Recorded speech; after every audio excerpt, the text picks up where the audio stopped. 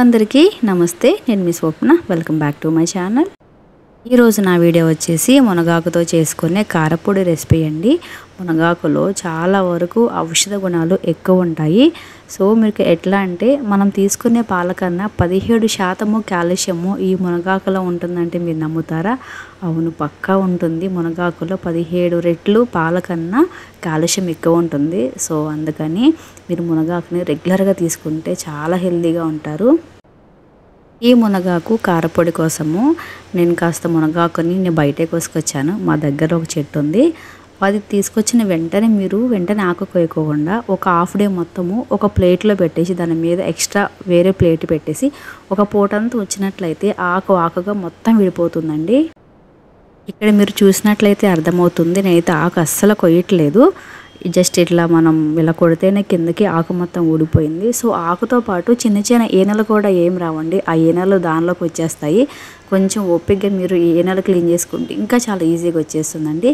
ఆకు మొత్తాన్ని కొంచెం వాటర్ తీసుకుని ఆ వాటర్లో కాసేపు ఉంచుకొని మంచిగా వాష్ చేసుకోవాలి. నేనైతే దీనిలోకి ఉప్పు ఏమి యాడ్ చేయలేదండి. ఎందుకంటే ఈ మునగాకు చెట్ల మీద మందులు గట్ట ఏమి కొట్టరు కదా. సో అందుకని జస్ట్ నార్మల్ వాటర్తో మాత్రమే వాష్ చేసుకున్నాను. ఈ విధంగా నీట్గా వాష్ చేసుకున్న ఈ మునగాకుని నేను ఈ విధంగా జాలి పట్టుకున్నాను. అంటే ఒక చిన్నపాటి జాలి లాంటివి ఉంటే దానిలోకి యాడ్ చేసుకుంటే ఎక్స్ట్రా వాటర్ మొత్తం బయటకు వచ్చేస్తాయండి. ఈ విధంగా వాటర్ మొత్తం కొంచెం డ్రై అయిపోయిన తర్వాత ఒక మంచి కాటన్ క్లాత్ తీసుకుని దాని మీద మొత్తం నేను ఈ విధంగా పరుచుకున్నాను. మంచిగా ఆరాలండి. ఇది ఎక్కడ వాటర్ ఏం లేకుండా మొత్తం ఆకు మొత్తం డ్రై అయిపోవాలి. అంటే మరి ఎక్కువ ఎండలో కాకుండా కాస్త గాలి వచ్చే ప్లేస్లో అలానే కొంచెం నీడున్న ప్లేస్లో ఆరబెట్టుకుని సరిపోతుంది. చుట్టుపక్కల కొంచెం దుమ్ము లేకుండా చూసుకునే ప్లేస్లో, దుమ్ము రాని ప్లేస్లో మాత్రం ఉంచుకోండి. ఈ కారం కోసం అయితే ఇది సెకండ్ ప్రాసెస్ అండి. ఒక మందపాటి కడాయిని తీసుకుని దానిలోకి జస్ట్ కొంచెం ఆయిలేనండి. మహా అయితే 1-2 టీ స్పూన్ల ఆయిల్ మాత్రమే యాడ్ చేసుకోవాలి. అందుకని ఎక్కువ ఆయిల్ ఏం పట్టదండి దీనికి. ఈ ఆయిల్లోకి ఒక 2 టీ స్పూన్ల మినపప్పుని యాడ్ చేసుకున్నాను. నేనైతే పొట్టు తీసి మినపప్పు యాడ్ చేసుకున్నాను. పొట్టున్న మినపప్పు వేసుకున్నా కూడా బాగానే ఉంటుంది. 1 టేబుల్ స్పూన్ వరకు జీలకర్ర యాడ్ చేసుకున్నాను. 2 టేబుల్ స్పూన్ వరకు ధనియాలు యాడ్ చేసుకున్నాను. ఈ విధంగా యాడ్ చేసుకున్న ఈ మూడింటిని మంచిగా ఫ్రై చేసుకోవాలండి.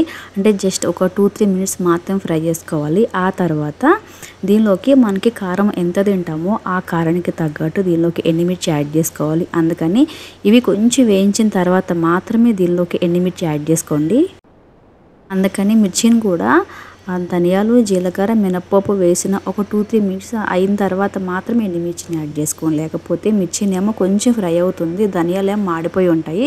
సో అందుకని కొంచెం క్లోజ్ ఉన్న టైంలోనే యాడ్ చేసుకుంటేనే 3 అంటే వేసిన ఇవి 4 మంచిగా ఫ్రై అవుతాయి.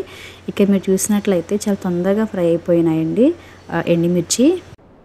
ఈ విధంగా ఈ వేసి 4 మొత్తం ఫ్రై అయిన తర్వాత మనము ఎండలో ఆరబెట్టుకున్నాం కదా మునగాకుని, నేనైతే మొత్తం ఇలా డ్రై చేసుకున్నానండి. కాస్త డ్రైనే చేసుకున్నాను. ఇక కొంచెం ఇలా డ్రై అయిపోయిన ఈ మునగాకు మొత్తాన్ని ఈ మిర్చిలో కూడా యాడ్ చేసుకొని మొత్తం ఒకసారి ఫ్రై చేసుకోవాలండి. అందుకని మునగాకు ఎక్కువ ఫ్రై అవ్వదు. మనకి ఇది ఆల్రెడీ ఎండిపోయి ఉంది కాబట్టి చాలా తక్కువ టైం పడుతుంది.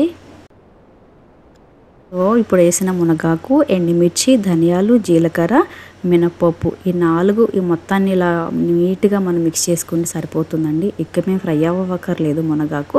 ఈ విధంగా వేయించుకున్న ఈ 4ని కాస్త చల్లారబెట్టుకోవాలండి. మనము రెగ్యులర్గా మునక్కాయలు ఎక్కువ తింటాం కానీ మునగాకు చాలా తక్కువ తింటాం కదా. సో మునగాకులో కాల్షియం శాతం చాలా ఎక్కువ ఉంటుంది. ఈ మొత్తం చల్లారిపోయిన తర్వాత ఈ విధంగా ఒక మిక్సీ జార్ తీసుకుని ఈ మిక్సీ జార్లోకి ఈ మనం ఫ్రై చేసి పెట్టుకున్న ఈ మునగాకు ఆ మిక్చర్ మొత్తాన్ని దానిలో యాడ్ చేసుకుని మెత్తగా మనం పొడి పట్టుకోవాలండి. మరీ మెత్తగా ఏం బాగోదు. ఒక మాదిరి కొంచెం గరుకుంటేనే చాలా బాగుంటుంది.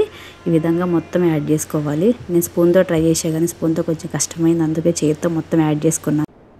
ఈ మిక్సీ జార్లోకి ఇంకా కాస్త పసుపు, అలానే మన టేస్ట్ తగ్గట్టు కొంచెం సాల్ట్, కొన్ని ఎల్లిపాయ రెబ్బలు, అలానే కొంచెం చింతపండు యాడ్ చేసుకుని మంచిగా మిక్సీ పట్టుకోవాలండి. మెత్తగా మిక్సీ పట్టుకుంటే అన్నంలోకి అంత బాగోదు.